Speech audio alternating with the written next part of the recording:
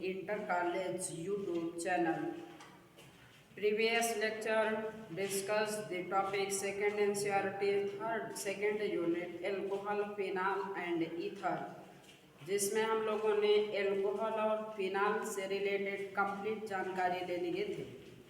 अब इसी लेसन में हम लोगों को ईथर के बारे में जानकारी लेना होगा, जिसके लिए आज आप लोगों को सबसे पहले पेज के बीच में लिखना होगा ईथर। सबसे पहले पेज के बीच में लिखेगा आप लोग ईथर। हम लोग ईथर के बारे में ही जानकारी लेना शुरू करते हैं। बातें सुनिएगा कि ईथर कहते किसे हैं।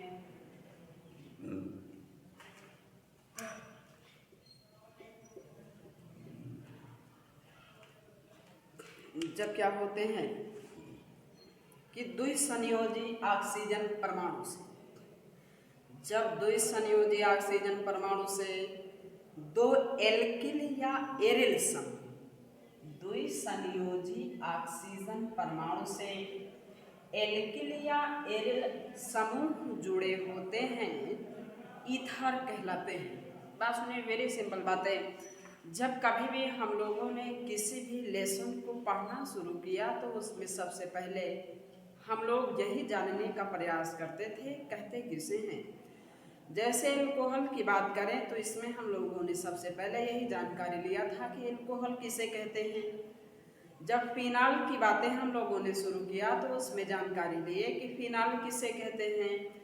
ठीक उसी प्रकार आज हम लोग ईथर के बारे में जानकारी लेना शुरू कर रहे हैं, जिसमें हम लोग जानेंगे कि ईथर कहते किसे हैं। तो बातें सुनिएगा कि ईथर किसे कहते हैं। वे कार्बनिक यौगिक जिसमें द्विसंयोजी ऑक्सीजन परमाणु, वे कार्बनिक यौगिक जिसमें द्विसंयोजी ऑक्सीजन परमाणु एल्किल या एरिल समूह से जुड़े होते हैं। द्विसंयोजी ऑक्सीजन परमाणु दो एल्किल या दो एरिल समूह से जुड़े होते हैं, ईथर कहलाते हैं। और ईथर की बात किया जाए तो इसका सामान्य सूत्र हो जाएगा ROR। इतनी बातें पॉइंट बना करके आप लोग लिखना शुरू करिएगा। लिखिएगा वे कार्बनिक यौगिक, वे कार्बनिक यौगिक जिनमें द्विसंयोजी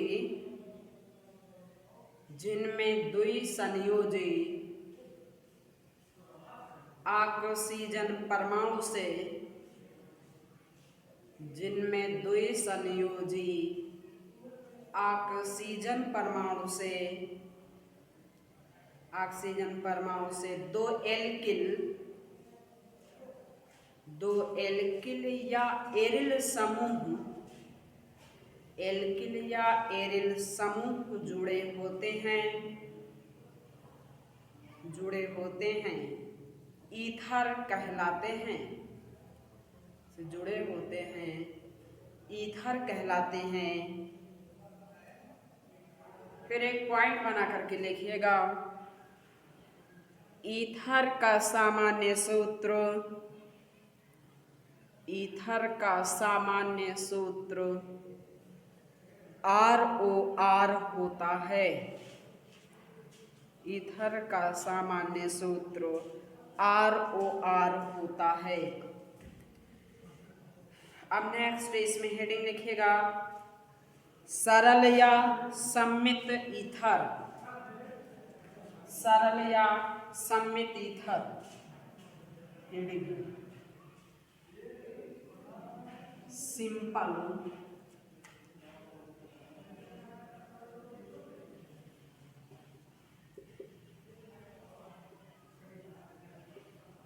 सिंपल और सिमेट्रिक ईथर, सिंपल और सिमेट्रिक ईथर। बातें सुनिएगा कि सरल ईथर किसे कहते हैं। तो सरल ईथर क्या होता है, जब ईथर में ऑक्सीजन परमाणु से जुड़े एल्किल समूह समान प्रकार के होते हैं। बात सुनिए, जैसे ये ऑक्सीजन है, ऑक्सीजन से जो एल्किल समूह के नाम पे, जैसे ये CH3 जुड़ा हो, ये CH3 जुड़ा हो, तो जब ईथर में क्या होता है कि जब द्विसंयोजी ऑक्सीजन परमाणु से दोनों एल्किल समूह समान जुड़े हों, जब दोनों समान प्रकार के एल्किल समूह जुड़े होते हैं तो उसे क्या कहते हैं, सममित ईथर कहते हैं। कोई प्रॉब्लम्स की बातें नहीं, इतनी बड़ी बात नहीं कि आप समझ ना सके। वेरी सिंपल बातें हैं कि द्विसंयोजी ऑक्सीजन परमाणु से दोनों समान ग्रुप जुड़े होते हैं तो उसे सममित कहते हैं। सममित मीन्स होता ही है समान। यदि यही कैसे जुड़े होते, भिन्न भिन्न जुड़े होते तो उसे हम लोग क्या कहते, असममित। असममित मीन्स होता ही है क्या, असमान। असममित मीन्स होता ही है असमान। ये बातें जानकारी रखते रहिएगा। तो इसके अंतर्गत लिखिए, जब ईथर में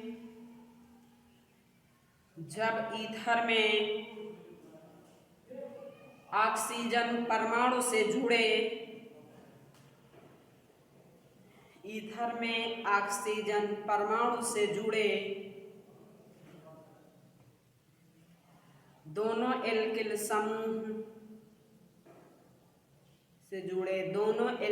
समूह समान प्रकार के होते हैं तो सममित ईथर कहलाते हैं।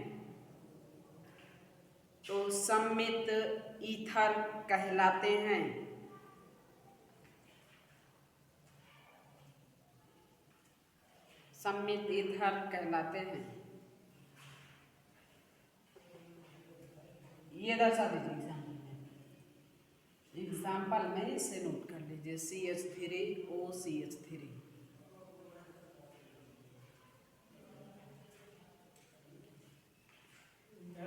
इसके नाम फिर हेडिंग लिखेगा मिश्रित, हेडिंग लिखे मिश्रित या असममित ईथर। हेडिंग लिखेगा मिश्रित या असममित ईथर। तो इसमें कोई बताने की बातें नहीं कि जब दो संयोजी ऑक्सीजन परमाणु से जुड़े एल्किल समूह कैसे होते हैं, असमान होते हैं तो उसे क्या कहते हैं, असममित ईथर कहते हैं। जैसे सपोज दैट किसकी बातें होती है, CH3OC2H5। तो ये देखिए कैसे हैं, ये आप और ये आप दोनों कैसे हैं, अनसिमेट्रिकल है। अनसिमेट्रिकल होने के कारण इसे हम लोग क्या कहते हैं, असममित ईथर, या इसी को हम लोग क्या कहते हैं, मिश्रित ईथर कहते हैं। लिखिएगा, हेडिंग पड़ी है इसके अंतर्गत लिखिए, जब ईथर में ऑक्सीजन परमाणु से जुड़े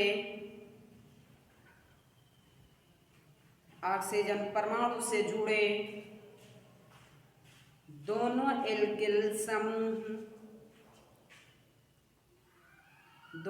एल्किल समूह समान प्रकार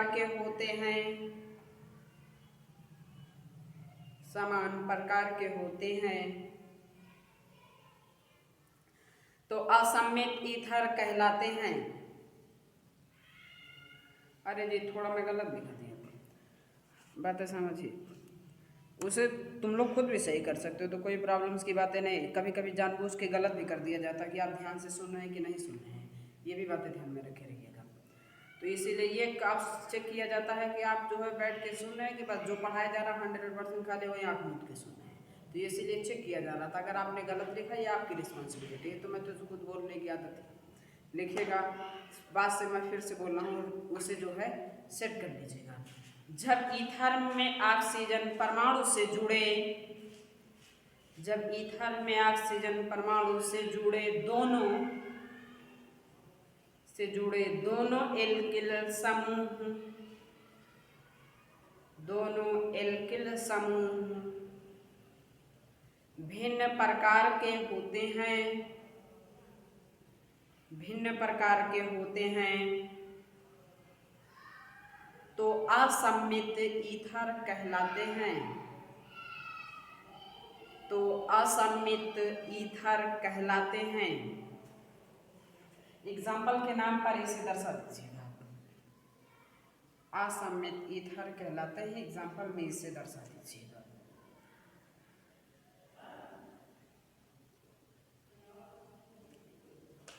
अब हम लोग ईथर के preparation method, physical properties, chemical properties के बारे में जानकारी लेंगे और चैप्टर की जो बातें थी उसमें यही पढ़ने के बाद बातें समाप्त भी हो जाएगी। अब इसके लिए आप लोगों को कैपिटल ए नंबर की हेडिंग लिखना होगा, ईथर के विरचन की सामान्य विधियां। ईथर की बात कर रहे हैं, इसके प्रिपरेशन मेथड के नाम पर कैपिटल ए नंबर की हेडिंग लिखेगा। ईथर के विरचन की सामान्य विधियां। ईथर के विरचन की सामान्य विधियां। General methods of preparation of ethers.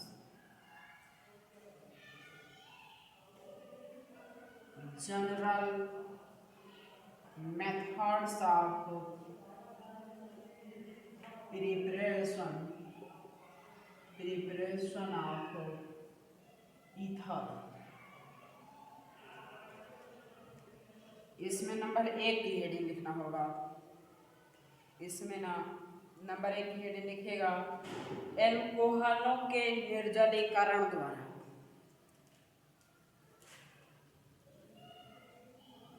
एल्कोहलों के निर्जलीकरण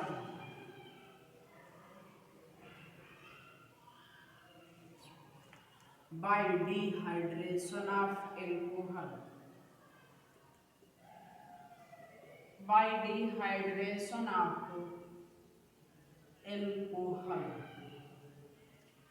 dehydration of alcohol लिखिएगा। इसके अंतर्गत प्रयोगशाला में एल्कोहल को 373 केल्विन ताप 373 केल्विन ताप की उपस्थिति में सांद्र सल्फ्यूरिक अम्ल के साथ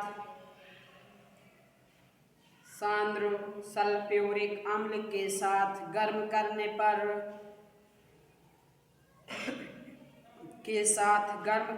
पर एथिल हाइड्रोजन सल्फेट प्राप्त होता है।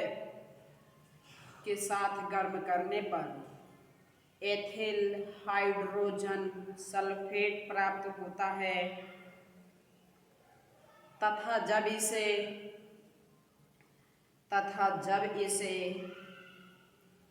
413 केल्विन ताप 413 केल्विन ताप की उपस्थिति में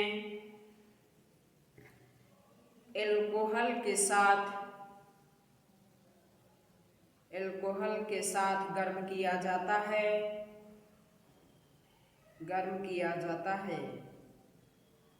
तो डाई एथिल ईथर प्राप्त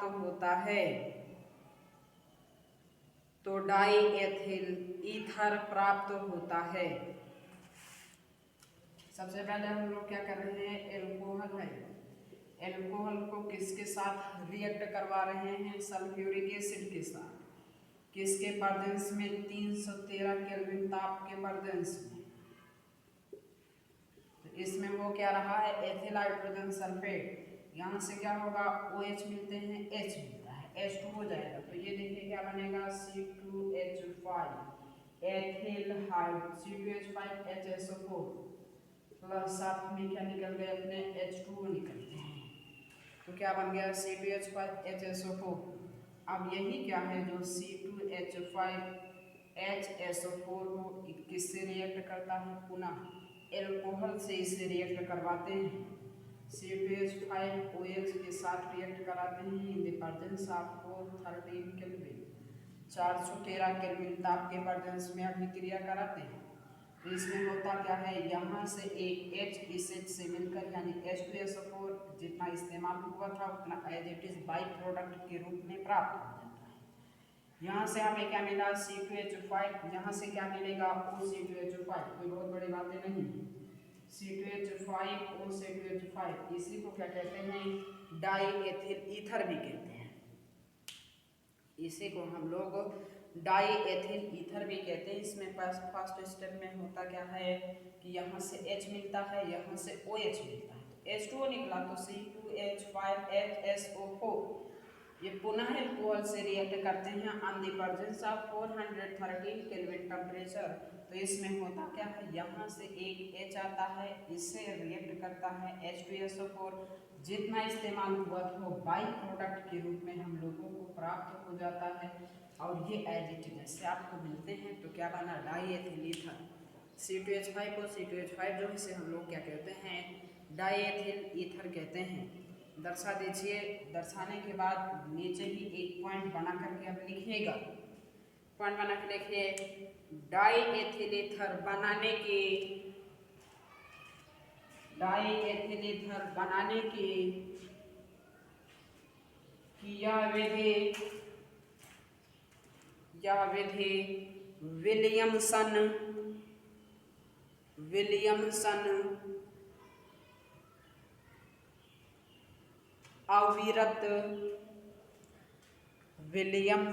अविरत ईथरीकरण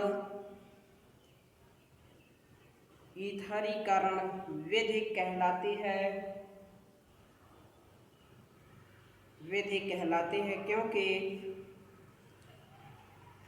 क्योंकि सल्फ्यूरिक अम्ल की अल्प मात्रा एल्कोहल की असीमित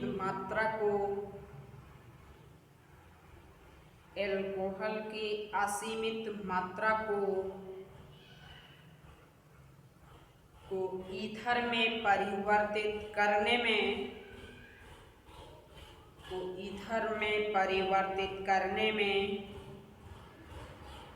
में समर्थ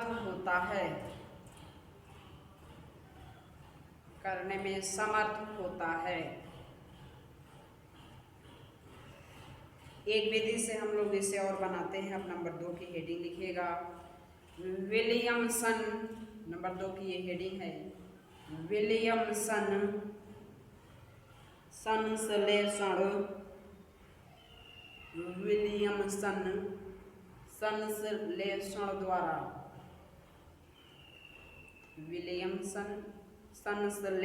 द्वारा। देखिए ये जो विलियमसन संश्लेषण विधि है, इसके द्वारा हम लोग सम्मित और असम्मित दोनों प्रकार के ईथर बना सकते हैं। तो अब इसके अंतर्गत लिखिएगा, यह सम्मित और असम्मित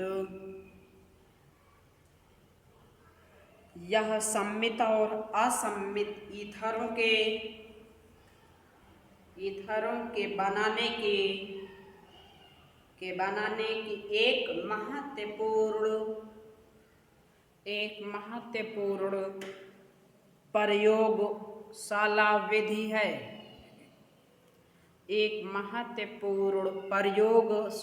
विधि है। अब देखिए अभिक्रिया में होता क्या है, एक बार इसके बारे में जानकारी हम लोग ले चुके हैं।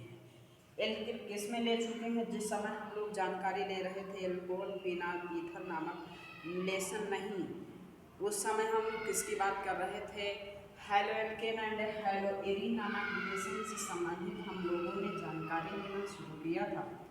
तो उसमें हम लोगों ने जाना था कि एल्कोहल क्या होता है, फिनाल क्या होते हैं। अरे जी, वहाँ पे हम लोगों ने किसके बारे में पढ़ा था, विलियमसन के बारे में पढ़ा था। आज फिर एक बार हम लोग पुनः किसके बारे में जानकारी लेंगे, विलियमसन के बारे में हम लोगों को जानकारी लेना है। लिखा नहीं रही है, सिर्फ रिएक्शन दे रहे हैं। होता क्या था कि एल्किल हैलाइड था, एल्कोक्साइड के साथ रिएक्ट करते थे। एल्किल हैलाइड था, किसके साथ रिएक्ट करते थे? एल्काक्साइड के साथ रिएक्ट करते हैं। तो किसका फॉर्मेशन होता है? ईथर का फॉर्मेशन होता है। इसमें होगा क्या? यहाँ से Na, यहाँ से X मिलेगा, ROR। तो ये देखिए R डैश R होगा प्लस क्या हो जाएगा? NaX प्लस क्या होता है? NaX। इस रिएक्शन को दर्शा दीजिए। दर्शाने के बाद नीचे ही एक पॉइंट बना करके लिखिएगा। इस अभिक्रिया में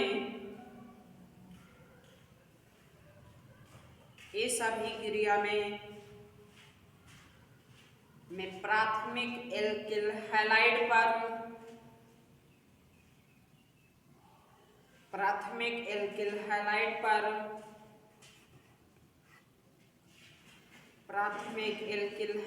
पर एल्काक्साइड आयन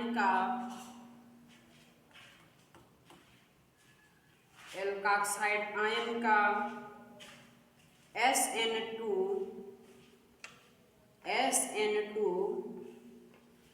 आक्रमण होता है।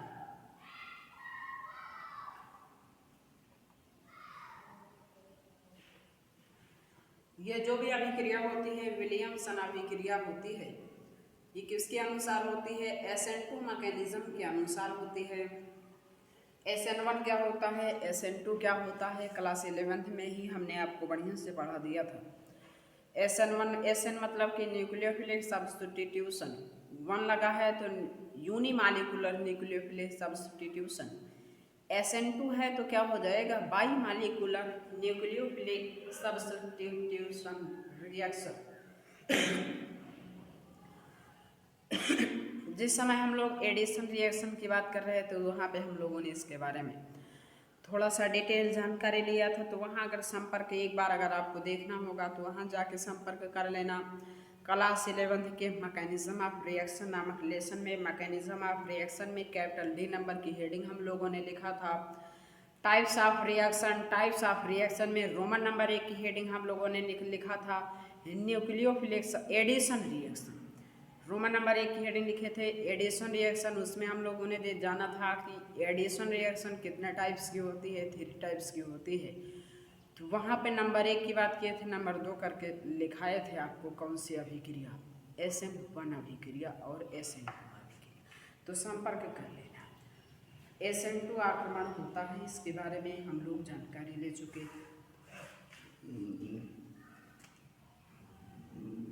एक रिएक्शन अब आर के नाम पे कुछ लेके दिखाते हैं।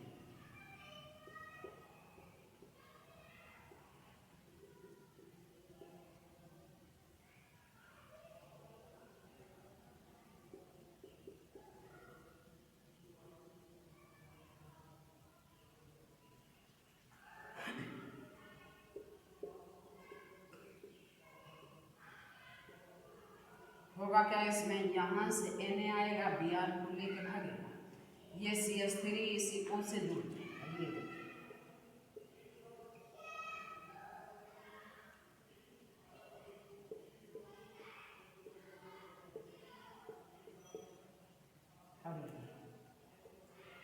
यहाँ क्या जुड़ जाएगा? CH3 और प्लस क्या निकलेगा? NaBr।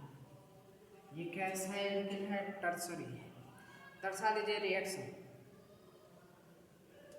रिएक्शन दर्शाने के बाद एक हेडिंग लिख दीजिएगा रीमार्क। हेडिंग लिख देना रीमार्क। इसके अंतर्गत लिखिए यदि तृतीयक एल्किल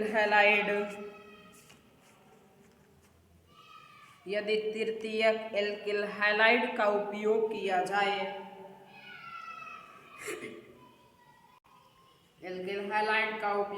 जाए, तो उत्पाद के रूप में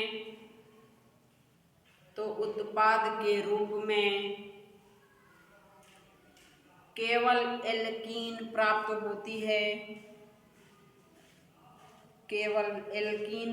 होती है, क्योंकि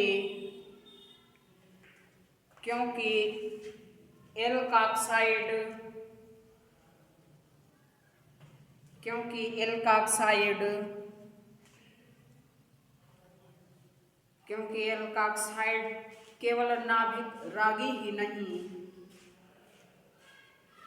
एल्काक्साइड केवल नाभिक रागी ही नहीं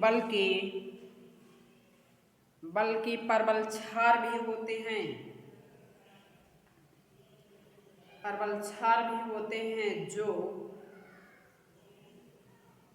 जो एल्किल हैलाइड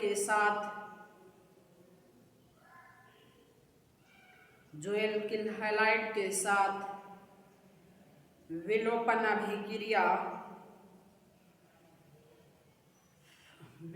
अभिक्रिया देते हैं।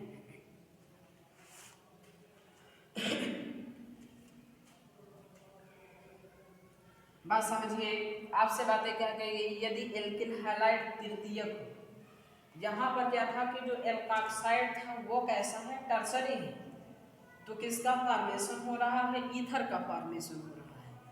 अगर यहाँ पर परिवर्तन सिर्फ इतना कर दिया जाए कि ये जो है एल्काक्साइड जो है इसी को ही टर्सरी कर देते हैं, अरे जी ये जो एल्काक्साइड को प्राइमरी कर देते हैं और इसे क्या कर देते हैं, टर्सरी कर देते हैं। ठीक, बस समझिए।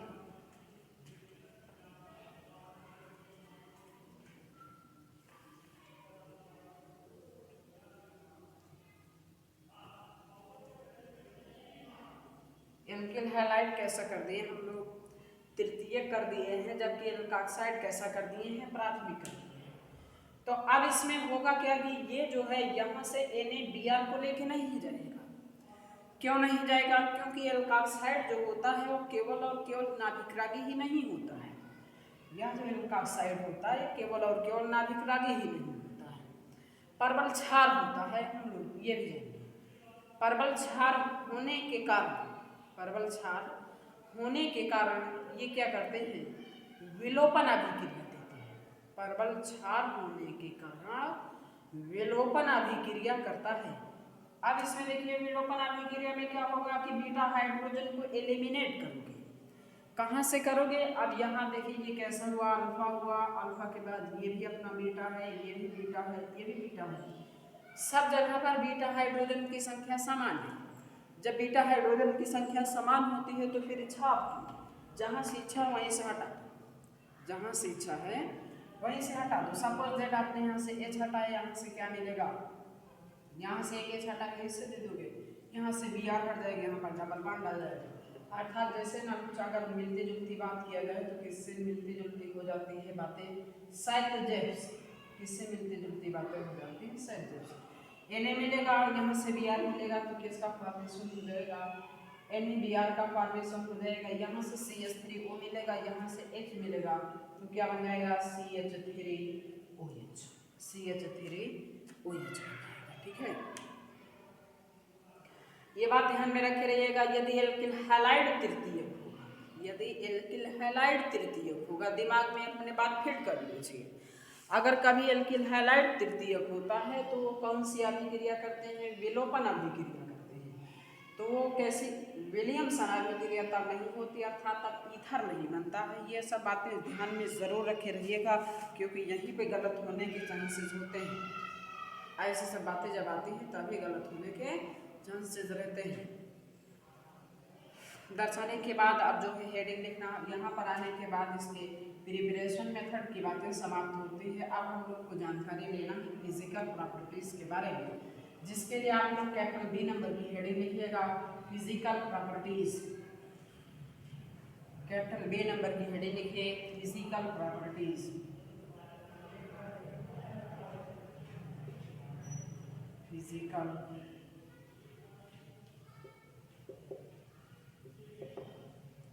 Physical properties.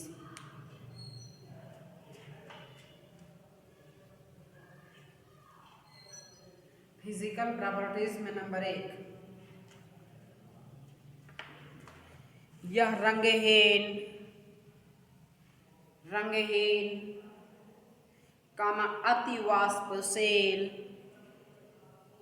अतिवाष्पशील व अति ज्वलनशील वह अति ज्वलनशील द्रव होता है। अति ज्वलनशील द्रव होता है। अब एक बात और जानिए, अगर सपोज दैट आपको डाइएथिल ईथर सुना दिया जाए तो आपको बेहोशी आ जाएगी, आप बेहोश हो जाएंगे। अगर आपको डाइएथिल ईथर सुना दिया जाएगा तो आप कैसे हो जाएंगे? बेहोश हो जाएंगे। इसीलिए इसका प्रयोग कहाँ किया जाता है? शल्य चिकित्सा में निश्चेतक के रूप में किया जाता है। लिखिएगा आप नंबर 2, डाइएथिल ईथर में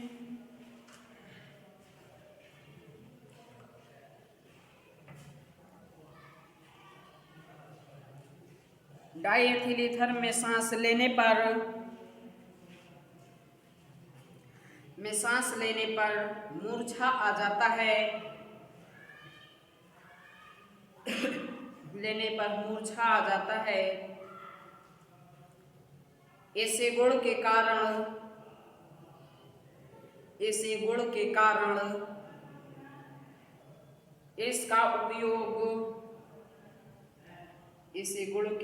इसका उपयोग निश्चेतक के रूप में किया जाता है।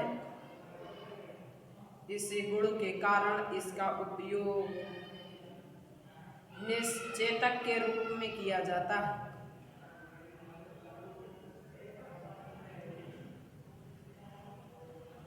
नंबर 3 लिखिए। अब बात सुनिए, अगर ईथर को त्वचा पे डाल दिया जाए तो बहुत अधिक ठंड महसूस होती है। ईथर को अगर त्वचा पे डाल दिया जाए तो बहुत अधिक ठंड महसूस होती है। अब बात यह है, क्यों महसूस होती है? महसूस इसलिए होती है क्योंकि ये कैसा होता है? शीघ्र वाष्पित हो जाता है। शीघ्र क्या होता है? वाष्पित हो जाता है। जैसे आपने देखा होगा पेट्रोल होता है, पेट्रोल अगर आपके ऊपर एक बूंद भी गिर जाए तो आपको क्या होता है? थोड़ी देर के लिए ठंडा महसूस, कुछ समय के लिए आपको वहाँ पर ठंडा लगता है, अधिक ठंडा लगता है। ऐसा क्यों होता है? क्योंकि जैसे ही पेट्रोल की बूंदें आपके स्किन के कांटेक्ट में आती हैं, वहाँ से एनर्जी लेने के बाद इमीडिएट इवेपोरेट हो जाती है, जिसकी वजह से वहाँ की एनर्जी कम हो जाती है और वहाँ पर आपको कूलिंग महसूस होती है। ठीक इसी प्रकार क्या होता है? एसीटोन भी होता है। अरे जी, एसीटोन नहीं, ईथर होता है। ईथर के नाम पे कौन से होते हैं? डाइएथिल ईथर होता है। कि अगर ईथर की एक भी बूंद आपके त्वचा के कांटेक्ट में आएगी तो वहाँ से एनर्जी को लेके इमीडिएट इवेपोरेट हो जाती है, जिसकी वजह से वहाँ पर उस जगह पर आपको ठंडक महसूस होती है। तो ये बातें होती हैं। अगला यही पॉइंट आपको लिखना है। नंबर 3 लिखिएगा। इसे त्वचा पर डालने से बहुत ठंडा अनुभव होता है।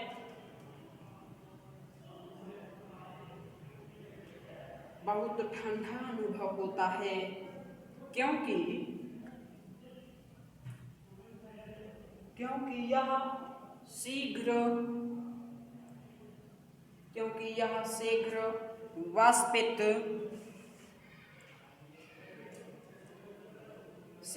वाष्पित हो जाता है।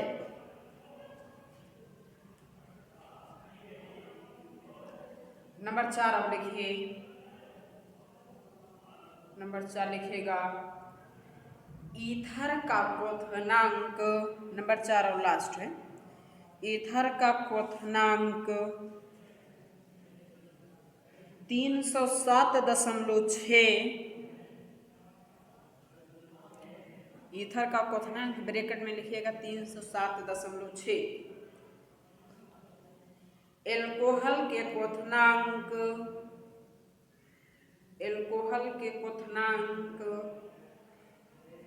ब्रैकेट में लिखिएगा 390 केल्विन। 390 केल्विन ब्रैकेट बंद से बहुत कम होता है